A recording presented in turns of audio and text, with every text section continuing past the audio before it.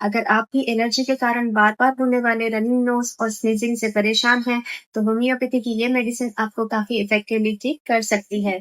Allergy किसी भी प्रकार की हो सकती है, चाहे वो डस्ट हो, ठंड हो, वेदर हो, किसी भी प्रकार की अगर एलर्जी है, तो होम्योपैथिक मेडिसिन से उसे पूरी तरह ठीक किया जा सकता है। अगर आप होम्योपैथिक ट्रीटमेंट शुरू करते हैं, तो आपको बार-बार एंटी एलर्जिक खाने की ज़रूरत नहीं पड़ेगी। सुबह-सुबह उठने के बाद ठंड के कारण रनिंग नोज़ शुरू होता है, बहुत ज़्यादा स्नीज़िंग होने लगती है, इसके कारण फ्यूचर में और भी कॉम्प्लिकेशंस हो सकते हैं।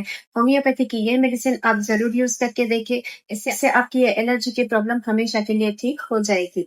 ये मेडिसिन है एलियम सेपा, इसे आपने 30 पोटेंसी में लेना है, इसके 2 बूंद टंग डोज़ में अपने दिन में 3 बार लेते रहना है। अगर तकलीफ ज़्यादा है तो आप 10 मिनट के अंतर पे 2-3 बार ले सकते हैं। इस मेडिसिन को आप लगातार कुछ दिनों तक लेते हैं, तो आपकी ये प्रॉब्लम हमेशा के लिए ठीक हो जाएगी।